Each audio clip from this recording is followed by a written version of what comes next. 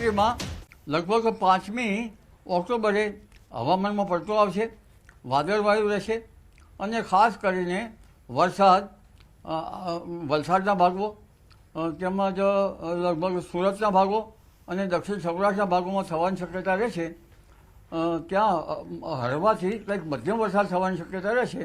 આ ઉપરાંત વડોદરાના ભાગોમાં પણ વરસાદ થવાની શક્યતા રહેશે અને ગુજરાતના અન્ય ભાગો જોઈએ, ઉત્તર ગુજરાત સૌરાષ્ટ્રના અન્ય ભાગોમાં તો તારીખ 5 તારીખ આસપાસ હવામાનમાં પલટો આવે, ક્યાંક ક્યાંક સાંટાકે વરસાદ થઈ શકે।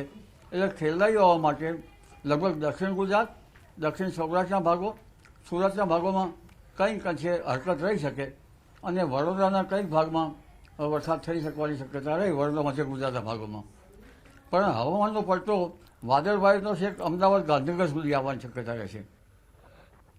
વિદાય લેતું ચોમાસું નોરતાની મજા બગાડી શકે છે। 7મી થી અરબ સાગરમાં હલચલ જોવા મળી શકે છે, તો જેને કારણે 12 થી 18 ઓક્ટોબરમાં અરબ સાગરમાં ચક્રવાતની શક્યતા છે। ચક્રવાતની અસર ગુજરાતમાં થઈ શકે છે। અંબાલાલે 7 થી 12 ઓક્ટોબરમાં સમુદ્રમાં હલચલ જોવા મળશે તેવી આગાહી કરી છે। સાથે જ 70 થી 80 કિલોમીટરની ઝડપે પવન ફૂંકાઈ શકે છે તેમ પણ જણાવ્યું છે। વાતાવરણમાં પલટા બાદ ચક્રવાતની પણ શક્યતા છે। 7 થી 12માં અરબ સાગરમાં હલચલ જોવા મળે અને તારીખ 12 થી 14 થી 18 19માં અરબ સાગરમાં એક ચક્રવાત સર્જવાની શક્યતા રહેશે અને આ ચક્રવાતનો માર્ગ લગભગ ઓમાન તરફ રહી શકવાની શક્યતા હોય છે, પણ ઓમાન તરફ શક્યતા ઘટી જશે અને જેટ ધારાના લીધે આ શક્યતા લગભગ પશ્ચિમ સૌરાષ્ટ્રના માર્ગોમાં વચ્ચે થઈને છેક કચ્છના ભાગોમાં થઈને ઉત્તર ગુજરાતના ભાગોમાં થઈને કચિત પાકિસ્તાનના ભાગોમાં જઈ શકે।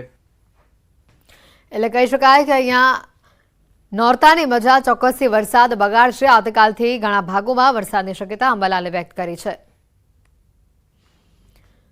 રાજકોટ અગ્નિકાંડ બાદ પણ આરએમસી તંત્ર હજી પણ ઘોર નિંદ્રામાં હોય તેવું લાગી રહ્યું છે।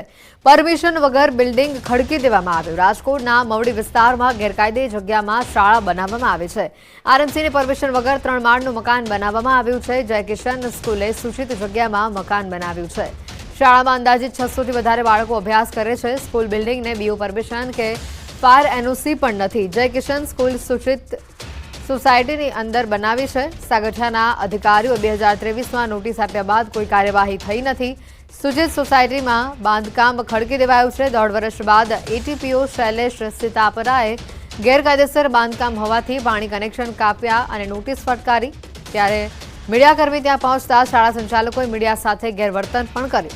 સંચાલકોએ પત્રકારો સાથે ગેરવર્તન કરી શાળાની બહાર કાઢ્યા। શાળા સંચાલકે કહ્યું કે કે મવડી સૂચિતમાં છે। કોઈ દુર્ઘટના સર્જાય તો તેની પાછળ જવાબદાર કોણ? શા માટે ગેરકાયદે બાંધકામ સામે તંત્ર હજી પણ મૌન છે? માત્ર નોટિસ આપીને સંતોષ કેમ માની લેવામાં આવી રહ્યો છે? રાજકોટની વધુ એક શાળા વિવાદમાં આવી છે।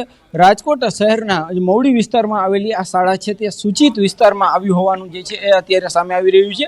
ખાસ કરીને જે આસિસ્ટન્ટ ટાઉન પ્લાનર દ્વારા જે છે એ નોટિસ પણ અગાઉ ફટકારવામાં આવી હતી। આજે પણ ફરી એક વખત આ નોટિસ છે તે જય કિશન નામની સ્કૂલને ફટકારવામાં આવી રહી છે। ખાસ કરીને જે રીતના વાત કરવામાં આવે તો આ શાળા છે એમાં 600 જેટલા બાળકો અભ્યાસ કરી રહ્યા છે।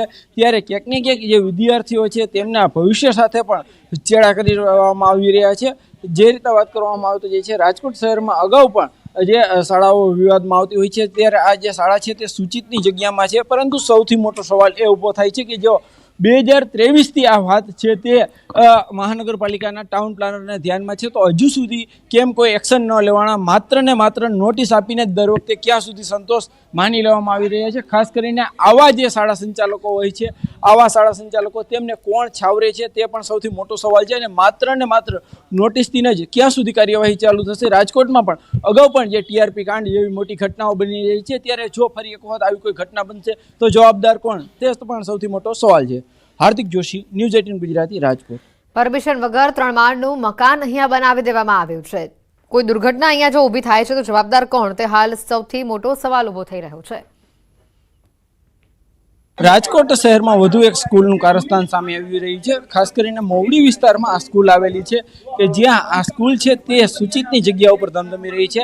એક તરફ વાત કરવામાં આવે તો જે છે આ સ્કૂલમાં વિદ્યાર્થીઓ જે છે એ તે અભ્યાસ કરી રહ્યા છે. એકદમ સાંકડી શેરી છે. અહીંયા કોણે જે છે એ પરમિશન આપી તે પણ સૌથી મોટો સવાલ છે. જે રીતના વાત કરવામાં આવે તો જે છે એ રાજકોટની આ સ્કૂલમાં વિદ્યાર્થીઓ અભ્યાસ કરી રહ્યા છે. સીધા દ્રશ્યોમાં પણ જોઈ શકો છો કે જે રીતના બાળકો છે તે આ વિન્ડોમાંથી પણ જોઈ શકાય છે કે અંદર અભ્યાસ કરી રહ્યા છે. બીજી તરફ આ સ્કૂલ છે તે BU સર્ટિફિકેટ પણ એમની પાસે નથી.